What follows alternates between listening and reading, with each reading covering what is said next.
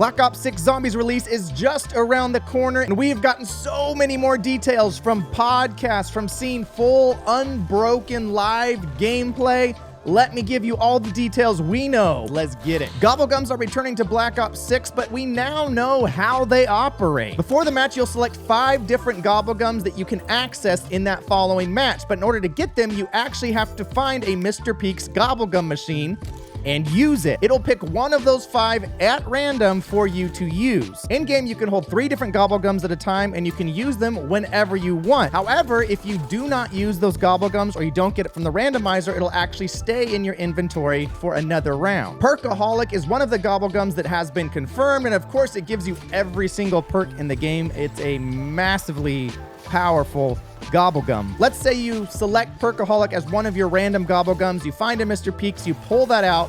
If you use it, it removes from your inventory and you got to go find or unlock another one. However, if you die or if you exfil and never use that Gobblegum, it'll automatically return to your inventory. This is a great feature because you never feel like you have to use it or lose it. You can get it, and if you don't find a good opportunity to use it in that moment, you don't. Now let me tell you about some of the Gobblegums we for sure have confirmed are in the game. The Wonder Bar Gobblegum is where the next gun that you pull in the mystery box is going to be the wonder weapon from that map. Probably one of the most powerful Gobblegums in existence. Of course, we already mentioned Perkaholic. Incredible. You have some weaker ones like Free Fire, where firing weapons doesn't cost you ammo for 60 seconds, or Shields Up, where your armor is twice as strong for 3 minutes. Kind of the lower level ones. You also have some really low level, almost troll Gobblegums that just do weird things. For example, Newtonian Negation, where when you kill zombies, they just fall up for no apparent reason. Now, maybe we'll be able to modify some of these weaker Gobblegums to be better. We'll see, but they might just be for fun, and I'm totally down for that. Moving on to Living World events. These are completely randomized events that will queue when you open up a new section. It could be a zombie finishing off a human, 2 zombies fighting, just random events like that happen. It can happen through any door, and there's a ton of different ones. So it truly is a random system that just helps to bring difference to every playthrough of the level. Let's move on to player-specific items, where the loot that falls is specific to you and not to your buddies that you're playing with or the randoms that you're playing with. This means that when the salvage drops, when the power-ups drop, when ammo drops, it's only for you to grab. Your friends cannot get it. This is how it functions in Diablo, where when you kill a boss, you're not fighting over the same legendary items. You all get your own item drops of different rarities.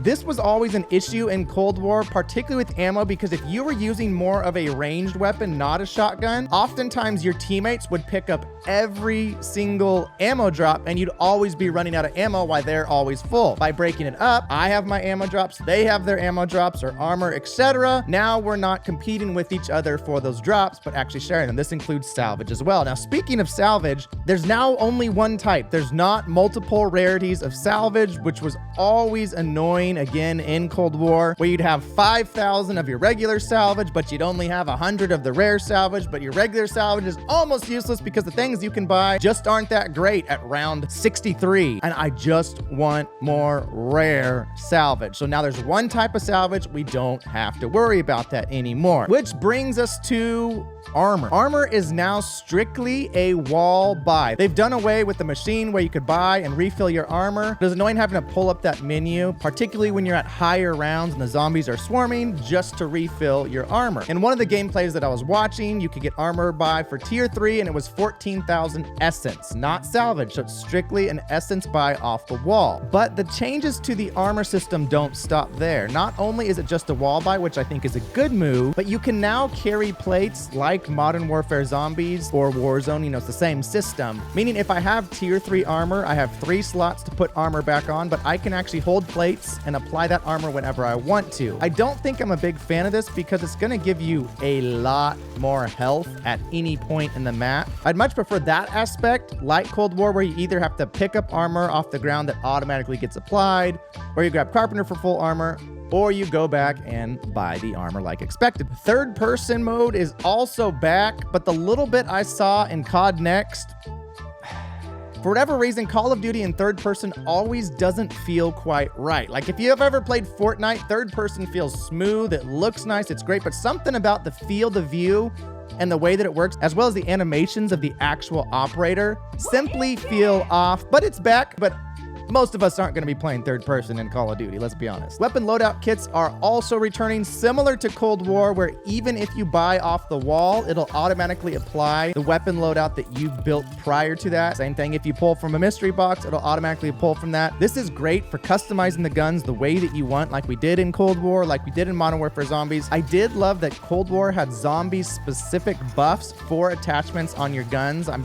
pretty confident that will return, but it also oftentimes leaves you feeling very overpowered early on in the game. There have been a lot of rumors about a classic mode in Zombies. I'll probably make a video with a lot more detailed thoughts on whether classic mode should return, and if so, how. But that's the idea, that you would just always start with the pistol, have to work your way up like classic Zombies. It's more of the old school OG type feel. It does make the game harder, but you also lose your loadout, which is such a current core mechanic of multiplayer, of Warzone, and of Zombies. The next few are the ones that I'm really, really excited about, and that is the ability to save your game. Especially as a solo player, I can be at any round in Zombies as a solo player, and now my kids are having a hard day. I need to hop off. I need to help with the family. I need to go to my other job. I just hit save. It will save at the beginning of that round. You'll keep your weapons, your rarity, your pack-a-punch, your items, your gobblegums, even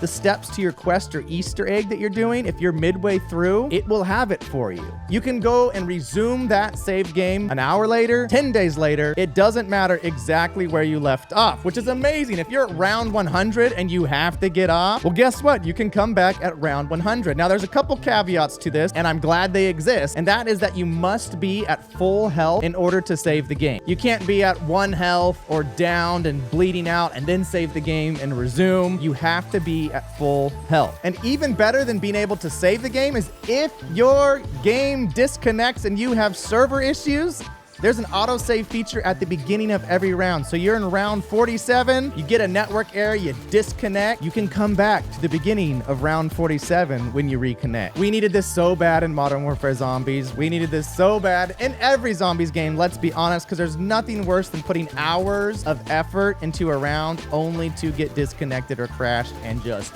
lose it all. Thank you, Call of Duty. This has to be one of my top favorite features in Black Ops 6. Which takes me to my next exciting feature, and that is augments. Black Ops 6 Zombies has done away with the Cold War system of getting Ethereum crystals and upgrading everything. I really like that system. The only disadvantage to that was that you had 5 levels for every perk, 5 levels for every skill, 5 levels for every weapon, and when you got to that 5th tier after playing the game for a while, you were practically a zombie superhero. How powerful your guns got, being able to, maxing out speed cola so that you could sprint while reloading and sprint while firing, having Juggernaut to where even if you get a kill shot on you, you would die. It takes you down to 1 armor, having 2 ether shrouds, all those. They were really fun, but it did make the game feel significantly easier once you upgraded, and there was no way to turn those off. You couldn't deactivate and say, hey, I just want to be level 1 at everything. Even though I've unlocked them all, let me just go in like I'm a brand new player. The augment system is here to fix that, and is here to really make it so that you have to choose a play style and a build that fits that play style. There will be over 100 augments at release. There's minor augments and there's major augments. Before going into a match, you can apply 3 major and 3 minor augments. You can apply those to your perks, to your skills, to your ammo mods, but you get 3 of each, 3 major, 3 minor, but that's it. So you can buff different things, but you won't be able to buff everything like Cold War. So you're gonna have to choose, what do you want, what's most effective for you. Now you're probably thinking, OneAverageDan, how do you unlock these augments? Well, I'm glad you asked. You unlock the augments through Augment Research. This is where you actually go in advance before a match. You look through the augments, you select the ones that you want to work towards and unlock. You activate that, you play the game, and then you'll unlock it as you progress, get XP, etc. This is very similar to the armory system in Modern Warfare 3, where at any point you could go in and pick certain kill streaks, pick certain attachments to work towards unlocking by doing your dailies or other things like that, except it's in zombies. What I love about this is that we will be able to see potentially every augment that's released and exactly what they do from day one. But what I'm concerned about is how grindy this could potentially be. The armory system in Modern Warfare 3 was really grindy and annoying, and it stunk so bad when you forgot to activate the one that you want, and even though you're at level 52, it still hasn't unlocked the actual kill streaks that you wanted to use from the start. But again, I'm gonna hold my judgment until the game releases. Overall, the augment system I think will be much better, more balanced, and more interesting than the Cold War Ethereum crystal system. In addition to being able to save the game, you can actually join your friends at any time and at any round. So I could be at round 35 about to fight the Easter egg boss, and my buddy can just jump in with me. Doesn't have to wait. It doesn't have to be round 10 or earlier. No more sitting in the lobby waiting an hour for your friends to be done. You can just jump right in, which that is such a welcome feature. Thank you again, Treyarch, for being incredible. One of the questions when I first saw Black Ops 6 Zombies is, how does the power work in this game? Do you have to turn it on every round? Is it just like Cold War where you just go in, do a couple steps, activate the power, all your perks and stuff turn on? Yes and no. There is a power system. However, on Terminus Island, it's 3 different generators that you have to activate that when you do, the power turns on, the Pack-a-Punch unlocks. I don't know if that's going to be the case for every single map, but think of it like Firebase Z, where you had to activate multiple generators, then you could go on. It seems like that's the new system versus just the simple press the power, press a couple buttons. Traps, of course, are back. We have the tentacle trap, which is where tentacles hanging down when you pay points and activate it. It just sucks up the zombies. The animations are really good looking in this. And you also have the void cannon, this massive cannon that when you activate shoots into the sky, just sucks and destroys all the zombies up.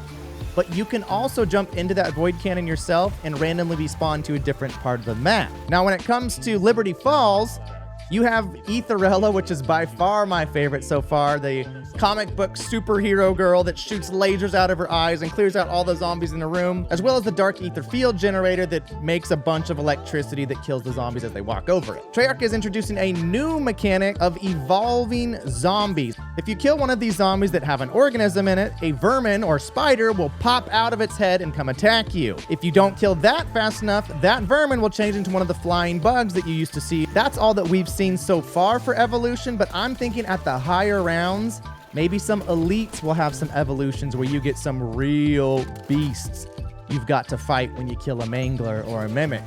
Wonder weapons are looking great. We have the Beam Smasher here from Terminus Island that has not 1, not 2, but 3 different fire modes. The first is the beam, that's just a laser that kills everything that it touches. The second is a sonic blast that slows enemies down extremely slow and weakens them, meaning if you hit them with this first, then hit them with normal guns, they're going to die a lot quicker. This would be very helpful in a team setting, or even solo. If you just hit them with everything, throw a single grenade, maybe you can take out some of the elites much easier. There's a third fire mode that happens when you run out of ammo or reload that blasts an area of effect around you, knocks down all zombies, and damages them.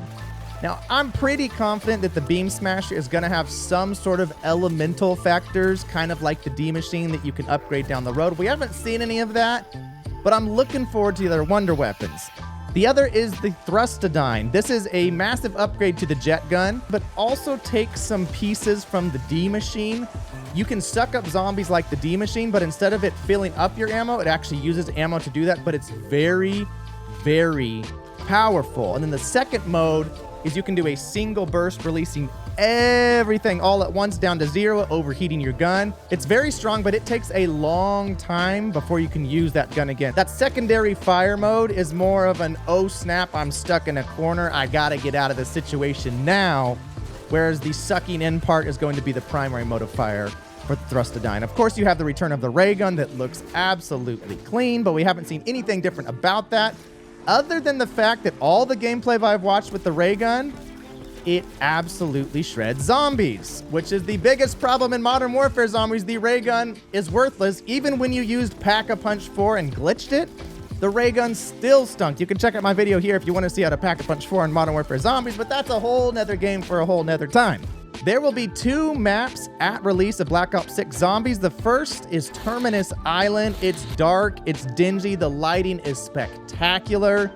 Looks like a Zombies classic map already. Very, very excited for this. You can take boats to different islands and different sections, including a half-sunk ship, but if you stay too long, this guy, the giant tentacle kraken, will insta-kill you, so you can't be hiding in the water. And then you have the other map of Liberty Falls, a town that recently got overrun by zombies, but still looks mostly like a town. I really like the feel so far, but they've already said they're making a lot of atmospheric changes to Liberty Falls. I'll probably do another video on that, really breaking that concept down about what they've said. Is it good? Is it bad, etc.? Let me know in the comments down below if you want to see more of that. In addition to those 2 maps, they've also confirmed a 3rd map will already be released before the end of the year, meaning in less than 2 months, we'll already be up to 3 full zombie maps, and they've promised that there are more Easter eggs and hidden elements to the maps than have ever been on any zombies prior. Gonna be so good. That is all of the newest information that we've gotten about Black Ops 6 Zombies. Let me know what you're most excited about, as we are so close to the release. And for all the newest Black Ops 6 Zombies content and guides, I will see you live on YouTube. Bye.